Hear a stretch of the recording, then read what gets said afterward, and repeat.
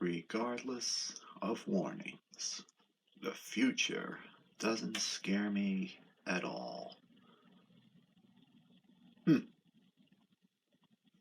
It's been real, Papagenos.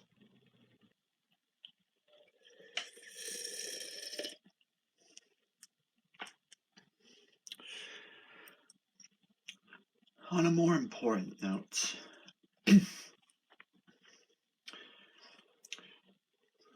we're getting closer to the final reveal for Super Smash Bros. Ultimate. And after all this time, sad to say, many of these so-called Smash fans just haven't learned their lesson.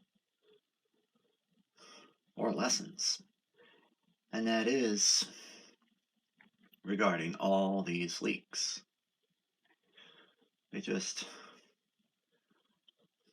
Either they just assume these characters are coming based on them, or it's just, I don't even know why they would want to even see these characters. It's like they just go along with whatever the leaks are saying, and then all of a sudden, presto, they want this character because it's in the leak. And so,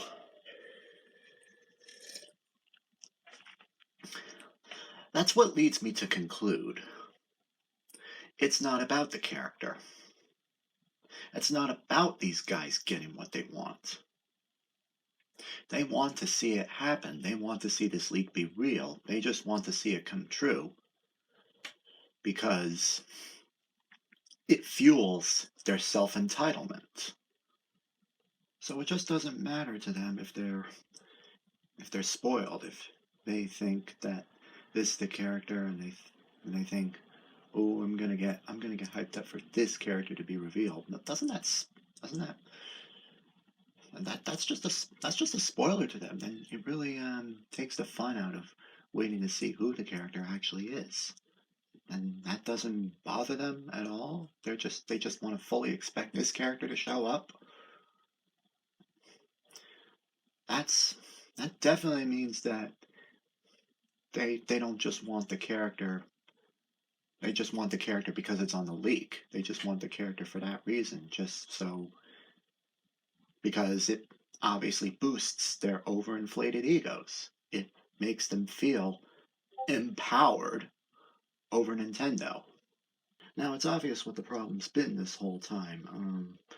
It's that many of these so-called Smash fans, or at least as I've seen here on YouTube, they just keep predicting, guessing, or even expecting the exact same characters again and again and again. And one by one, it hasn't been a single one of them. So, what's going to make this time any different? And even if it is, it's the last fighter. It's not going to change anything. It's might not even if it breaks rules, it might not matter because this could be the last Smash game. Now, the characters who have the most spotlight for the possibility of being the final fighter, according to these so-called Smash fans, it's pretty much rounded down to Crash, Waluigi, and Sora. Sora over that one damn leak.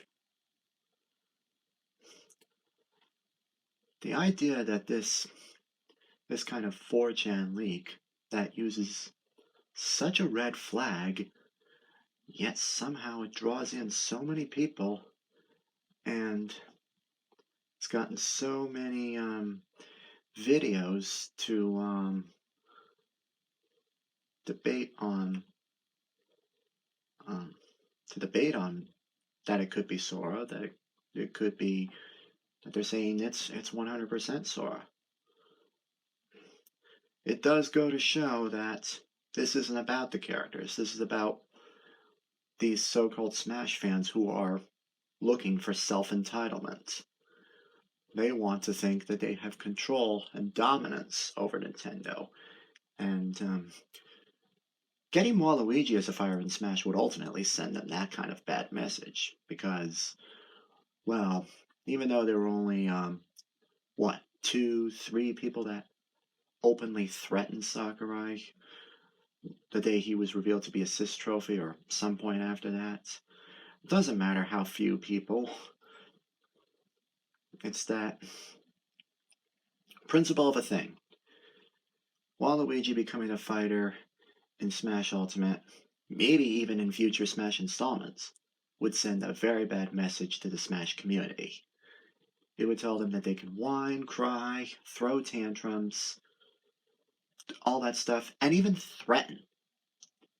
And they would think it's okay because in the end they're going to get exactly what they want, and they can use this tactic to get other characters in that they want. And in the case of Smash Ultimate, if it were Waluigi, they could probably use this to get another Smash game or more characters in Ultimate out of their own selfish greed. And it doesn't matter how few people threaten Sakurai. The fact is, it actually happened, so it's quite capable of sending a bad message. I suppose Crash is at least a worthy addition, in my opinion, but I just keep hearing about Activision being greedy and stuff, so hard to say. Same kind of copyright problems revolve around Sora. We got at least half people saying that they think that copyright shouldn't block Sora from getting in. You think Disney has good relations with Nintendo, all that stuff, but I've never understood it, to be honest.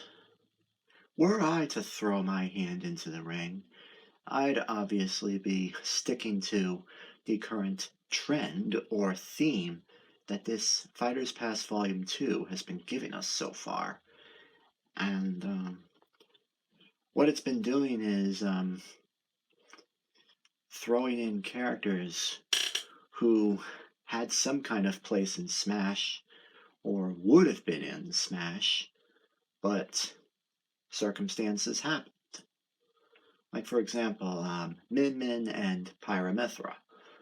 Obviously, those two are spirits in the game, and the reason they are spirits is because Fighters Pass Volume 2 wasn't even planned to begin with, so the devs didn't know that they were going to actually go through and later put this kind of content in. As you know, ARMS and Xenoblade Chronicles 2 were among the games that missed the timing. That is, for the base roster. I mean, Smash Ultimate was too far into development, so couldn't do it. Then we get Sprayman as an assist trophy as a result, and Rex, Pyra, Mithra, and other characters in Xenoblade Chronicles 2 as spirits. Then, when Fighters Pass Volume 2 was decided on and the devs decided to move forward, obviously they could go through with their original plans. So, regardless of whether they were spirits or not, they could do this. And that's why we have the spirits turned fighters that we do. I kind of really don't think that this can apply for just any spirit. I think it has to be characters that would have had their place in Smash, but for certain reasons, they didn't make the final cut. Now, there are two spirits I'm going to mention here that I can come to embrace as very real possibilities for the final fighter of Super Smash Bros. Ultimate. But that's only because they continue to follow this trend. And this trend being ideas that were planned but didn't make the final cut or the first Fighters Pass. And this also technically does include Kazuya, because Heihachi was considered for Super Smash Bros. For Wii U and 3DS, Of course, a Tekken moveset would have been too difficult to implement. So we get the Mii costume. And once the Tekken moveset was doable in Smash Ultimate, we get Heihachi's son, owing to Sakurai's extended research, and him saying that the main reason for not going with Heihachi is him not having the Devil Gene. Very interesting reason, if you want my opinion. Anyways, the two spirits I'm going to mention are Dixie-Con and Ayumi Tachibana. Why these two? I'll tell you. Some people have taken the time and liberty to look into Smash's planning and development histories, and among the scraps include these characters. Dixie-Con was hinted to have actually been in some kind of development phase for Smash Brawl, but the Ice Climbers were likely complicated as is, so instead of Diddy and Dixie being tag team partners like in Donkey Kong Country 2, only Diddy Kong was added. So if Dixie Kong was to be among this, well, if she could be the final fighter, maybe she'd be her own separate fighter. And if they found a way to program co-op, then she could do all kinds of crazy stuff with Diddy Kong. But even that sounds complicated. As for Ayumi Tachibana from the Famicom Detective Club games, well, all we know about her is that Masahiro Sakurai at one point considered her for Super Smash Bros. Melee, but owing to, well, obviously owing to a lack of familiarity in the West, he didn't do it. And as of May 14th, 2021, we now have remakes of the games. And they've been released overseas. They've been released here, too, in the West. Of course, the voice acting is still in Japanese only, but get English dialogue that's, I imagine, some roughly good translation, apart from where dubbing was necessary. So while there's no doubt that Ayumi Tachibana and the game series have picked up on relevancy, the question is, what kind of a moveset would Ayumi Tachibana even have? I mean, okay, well, you know she's familiar with Najinata combat. Is that how you pronounce that? I mean, I've seen an attire of her with in some kind of kendo fencing attire, and she's got that pole thing, so she knows that. I mean, apart from that, what else? So, if she was the final fighter, it'd be very interesting to see what kind of a moveset would make her unique, what would make her stand out, as well as be up there with the other DLC fighters that we've received so far. What would make Ayumi Tachibana unique? What would make Dixie-Con unique? Well, I did mention co-op programming possibly, but probably just as difficult or more difficult than the Ice Climbers, perhaps. Now, I came up with a little theory of my own regarding what would, as you so-called Smash fans put it, align the stars towards a fighter.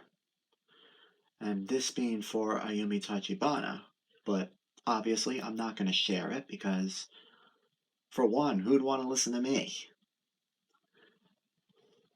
And for two, it's really not my place to say that the stars are aligned for anyone, not even Sora. You really want me going around here and believing this links? Hell no.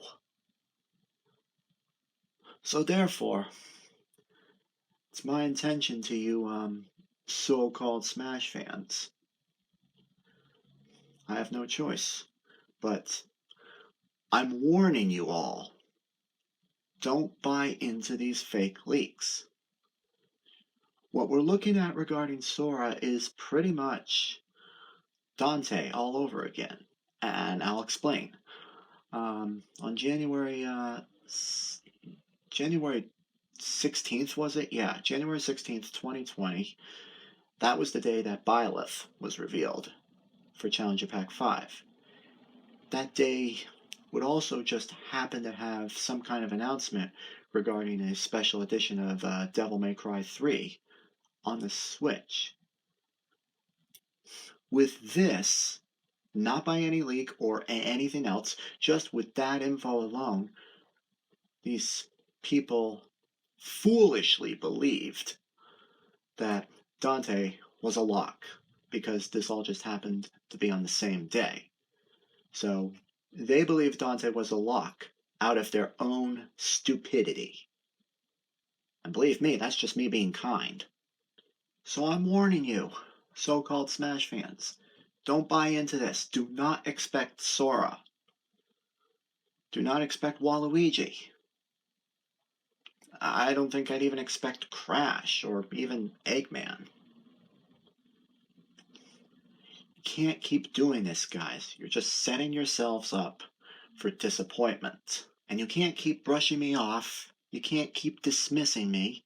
You can't keep telling me to be quiet just because this is coming from my mouth and just because you think I'm only doing this to destroy your dreams. Yeah, it's my fault the Grinch leak was fake. Yeah, it's my fault we got Byleth.